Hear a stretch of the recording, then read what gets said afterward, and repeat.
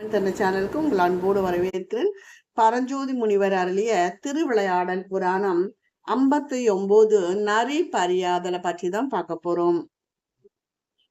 பந்த பாசம் நீங்கி ஆணவ மலம் மறுத்து சிவயோகத்தில் நின்ற மாணிக்க வாசகரை மறுதினத்தன்று அரிமர்த்தன பாண்டியன் வரவைத்து என்ன திருவாத ஊரே, குதிரைகள் இன்னும் வந்து சேரவில்லையே என்று வினவினான். ஒரு சின்ன இது குதிரைகளுக்காக இது பண்ண இதை எல்லாமே திருவாத ஊரார் சிவகாரியத்துக்கே எல்லாமே இது யூஸ் பண்ணிட்டாரு, பயன்படுத்திட்டாரு. அதை பாண்டிய மன்னன் கேட்கிறான், குதிரை வரவில்லைன்னு. சிவபெருமான் அவனுக்கு ஆறுதல் அளித்து நான் குதிரையோடு வருவோம்னு ஆறுதல் அளித்து அவனை அனுப்பி வைக்கிறார். அதோட தொடர்ச்சி தான் நம்ம இப்ப பாக்குறோம். இன்னும் வந்து சேரவில்லையே என்று வினவினான் பாண்டியன். அதற்கு பதிலுரையாக மாணிக்க வாசகர், மன்னா, இன்று தொடங்கி 3 நாட்களுக்குள் குதிரைகள் அனைத்துமே வந்து சேர்ந்துவிடும்.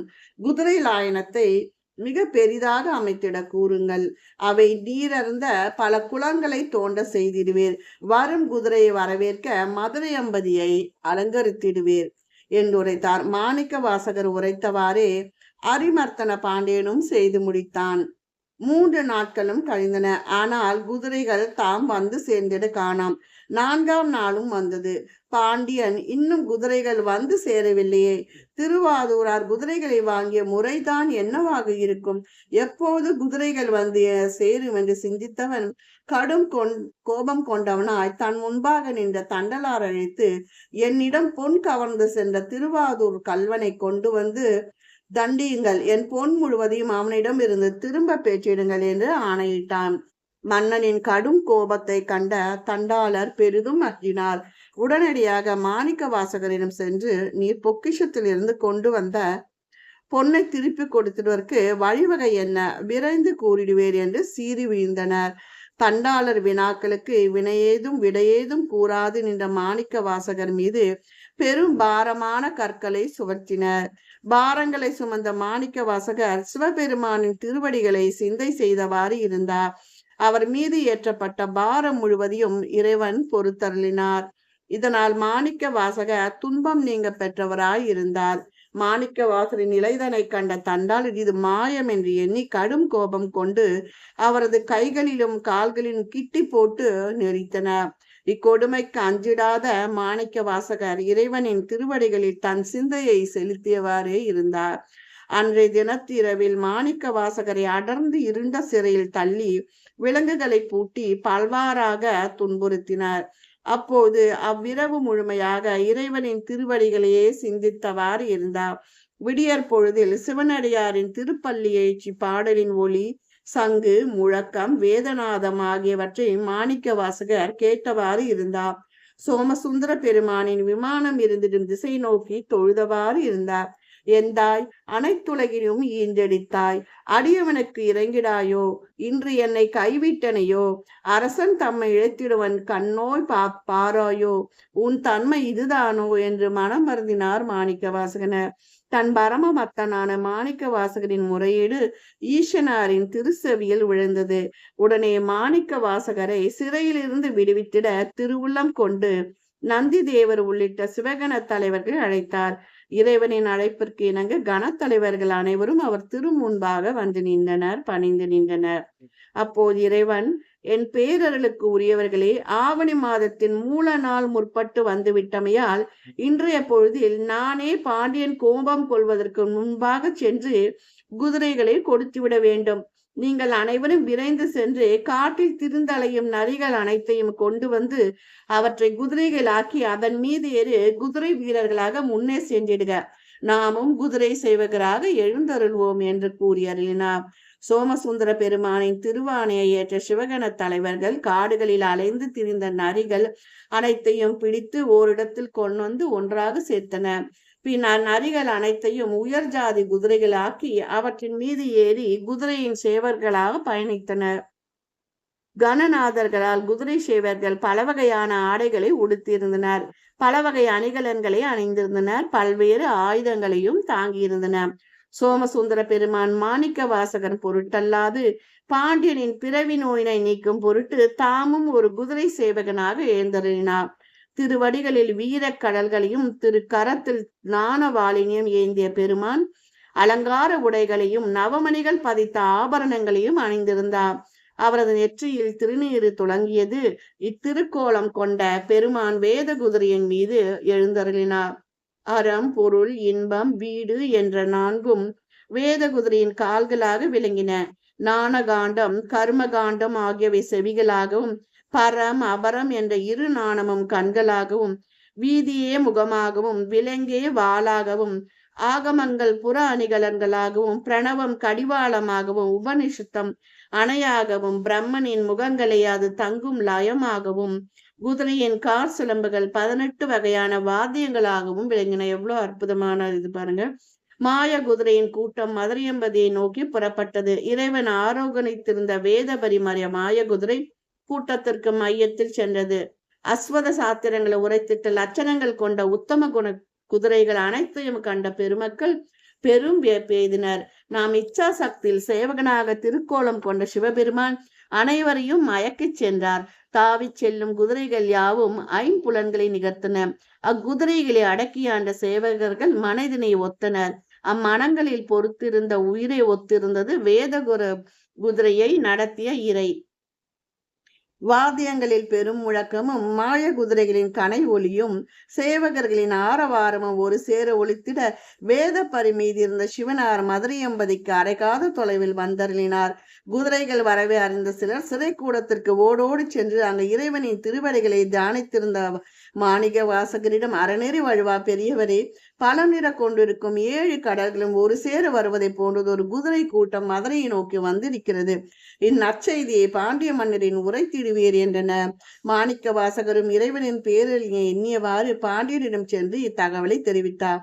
அந்நற்செய்தியை கேட்டதும் பாண்டியன் மனமகிழ்ந்து திருவாதூரான மாணிக்க வாசகருக்கு விலையுந்த முத்துமாலை, பட்டாடை என பலவற்றையும் பரிசாக அளித்தான். அமைச்சர் பெருமக்கள் பின் தொடர்ந்து வர பாண்டியன் மதுரையின் தலைவாசலை அடைந்தான்.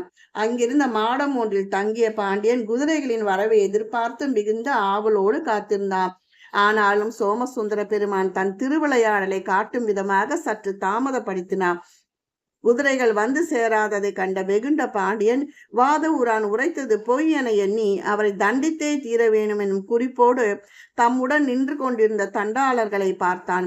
மன்னர் குறிப்பறிந்து அவர்களும் சற்றும் பழிப்பாவங்களுக்கு அஞ்சிடாதவர் போன்று மாணிக்க வாசகரை கடுமையாக தாக்கிட துவங்கினார். சிவயோக நாணியராக விளங்கிடும் திருவாதூரான மாணிக்க வாசகர் இறைவனின் திருவடிகளை போற்றியவாறு, தேவதேவா, தேவர்களுக்கெல்லாம் அரசே, அடியேனால் இத்தண்டனையால் உண்டாகும் துன்பத்தை பொறுத்திட இயலவில்லை. அன்றும் அஞ்சேல் என்றல்லவா அருளினீர். இவ்வாவியுடன் இவ்வுடலும் அதனுள் இருந்திடும் ஆவியும் உம்முடையதே என்று மனம் வருந்தினார். தண்டாளர் அளித்த தண்டனையால் துடித்து புலம்பிடும் மாணிக்க வாசகரின் செவிகளில் எக்கால ஒலிகள் கேட்டன. குதிரைகளின் குளம்படிகள் எங்கும் பரவியது. இதைவற்றை கேட்டும் கண்டு உணர்ந்த அரிமர்த்தன பாண்டியன் குதிரைகளின் வரவை பற்றி தெரிந்தான். திருவாதவூரை அழைத்து வரச் செய்து அரிமர்த்தன் அவரிடம் அளவற்ற பரிவினை காட்டினான்.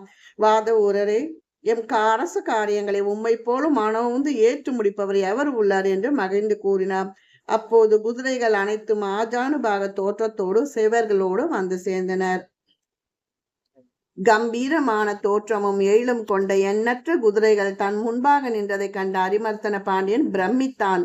குதிரைகளின் பொலிவில் சொக்கி நின்ற பாண்டியன் குதிரை சேவர்களை கண்டும் வியந்தான். வாத ஊராரை பார்த்து, வாத ஊராரே, இச்சேவர்களின் தலைவர் யாரோ என்று வினவினான். ஆனால் அனைத்தும் அறிந்த நல்லமைச்சரான மாணிக்க வாசகர், மன்னா, நான் யான் அறியேன் என்று பதில் உரைத்தான். அப்போது குதிரை சேவகர்களின் தலைவராக உருக்கொண்டு இறைவன் பாண்டியன் முன்பாக தன் வேதபரியை நடத்தி சென்று நின்றான். மன்னவா, எங்கள் குதிரைகளின் சிறப்பினை சற்றே நோக்கிடுவா என்று இறைவன் மொழிந்தார். மல்லா, மயூர, வானர, வள்ளிய, சரகதிகள், 18 வகை விசித்திர நடை விகற்பங்கள் என யாவும் தோன்றுமாறு இறைவன் தன் வேத புறவியை நடத்தி காட்டி அருளினார்.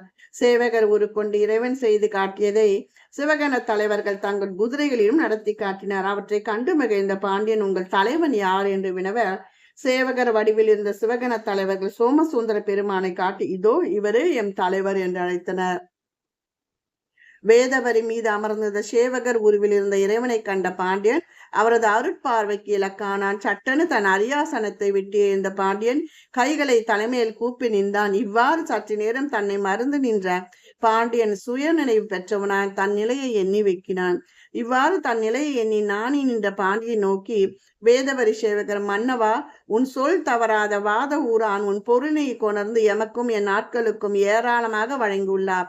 அது காரணமாகத்தான் தேவர்களுக்கல்லாமல் மானிடர்க்கு கிடைத்ததற்கு விலை குறித்ததற்கு அறியவனான உள்ள அஸ்வ சஸ்திர லட்சணத்தின் இணையந்த நல்ல குதிரைகளை உனக்காக வந்தன.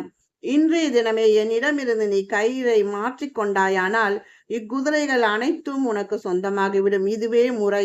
நாளைக்கு எது நேர்ந்தாலும் எனக்கும் உனக்கும் அது குறித்து யாதொரு வழக்கும் இராது.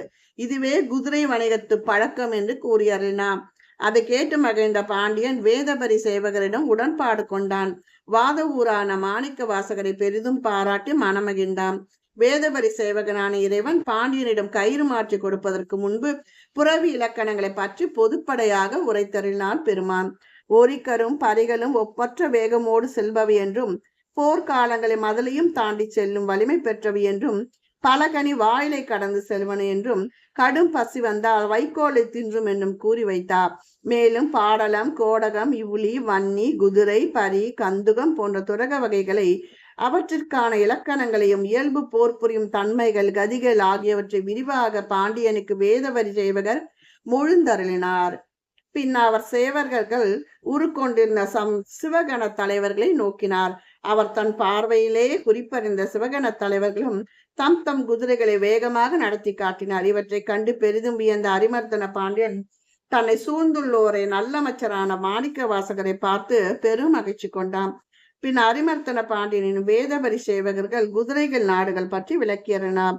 அவை பல்வேறு 25 நாடுகளை சேர்ந்தவை என்று கூறியவர் ஒவ்வொரு இனத்தையும் சுட்டி காட்டி அவற்றின் நாடு, அவற்றின் நிறம் பற்றி கூறியறினார். மேலும் இக்குதிரைகள் இருந்த அஷ்டமங்கல பஞ்ச கல்யாணி குதிரைகள் பற்றியும் அவற்றின் சுழிகள், பயன்கள் ஆகியவற்றை கூறியதோடு உத்தம குதிரையின் இலக்கணத்தையும் இறுதியாக எடுத்தியம்பினார். வேதபரி சேவகர் கூறியவை அனைத்தையுமே கவனமோடு கேட்டாக இந்த அரிமர்தன பாண்டியன் குதிரை அனைத்திற்கும் கிண்கிணி மாலை, சதங்கை, சிலம்பு போன்ற அணிகளை அணிவித்தான். மலர் மாலைகளை சூட்டி சந்தனமிட்டு மகிழ்ந்தான். தீப தூபம் காட்டி வழிபட்டான். பின் வேதபரி சேவகரான சோமசுந்தர பெருமானை நோக்கி தன் இரு கரங்களையும் ஒரு சேர கூப்பி வணங்கினான். அது கண்ட இறைவன் வழுதி வாழ்க என்று வாழ்த்தி தாம் அமர்ந்து வந்த வேதபரி தவிர ஏனைய மாய குதிரைகள் அனைத்தையுமே கயிறு மாற்றி பாண்டியனிடம் கொடுத்தருளினான். வேதபரி வீரரிடமிருந்து குதிரைகளை பெற்ற அரிமர்தனன் அவற்றை தன் சேவகர்களோடு கொடுக்க அவர்களும் அக்குதிரைகள் அனைத்தையும் அரண்மனை சார்ந்த பெரிய குதிரை பந்திக்கு கொண்டு சென்றனர். குதிரை வணிகராக வந்திட்ட இறைவனுக்கு அரிமர்த்தன பெண்பட்டை ஒன்றை பரிசாக அளித்தான். இறைவனும் தன் வேத பரியில் இருந்து இறங்கி அப்பட்டாடைகளை ஏற்று தன் திருமுடியில் சூடிக்கொண்டான். இறைவன் எழுந்தருளி வந்த தன்மையை கண்ட சிவகண தலைவர்கள் தங்களுக்குள் வெகுண்டு பேசிக்கொண்ட வேத பரிசேகரிடம் வந்துட்ட ஏனைய குதிரை வீரர்கள் அனைவருக்கும் பல்வேறு நிறம் கொண்ட பட்டாடைகளை பரிசாக பாண்டியன் அளிக்க அவர்களும் ஏற்றுக்கொண்டனர். பின் வேதபரி சேவகரும் குதிரை சேவர்களாக வந்துட்ட சிவகணத்தோரும் உடனடி மறைந்தனர். தம் இம்மைக்கும் அருமைக்கும் துணையாக இருந்த திருவாத ஊரான மாணிக்க வாசகருக்கு அரிமர்தன பாண்டியன் அரும் சிறப்புகள் பலவற்றை செய்து விடை கொடுத்து அனுப்பி வைத்தான். பின் மத்திய பொழுதானதால் தன் அரண்மனைக்கு பாண்டியன் வந்து சேர்ந்தான். குதிரைகளை காண வந்த அமைச்சர் பெருமக்களும் நகர மாந்தர்களும் தம் தம் மனைக்கு திரும்பி சென்றனர். மாய குதிரைகளை பாண்டியனின் மறந்தருளிய சோமசுந்தர பெருமான் அவ்விடத்தில் இருந்து மறைந்து தன் திருக்கோயிலை அடைந்தார். அங்கு தன் திருவிளையாடலை அன்னை மீனாட்சியிடம் கூறி மறைந்தார். இந்த வீடியோ பிடிச்சிருந்தா லைக் பண்ணுங்க, ஷேர் பண்ணுங்க, சப்ஸ்கிரைப் பண்ணுங்க. அதுக்கு அடுத்தது தாங்க நம்ம பெருமானோட திருவிளையாடலை பார்க்க போறோம். நன்றி, வணக்கம்.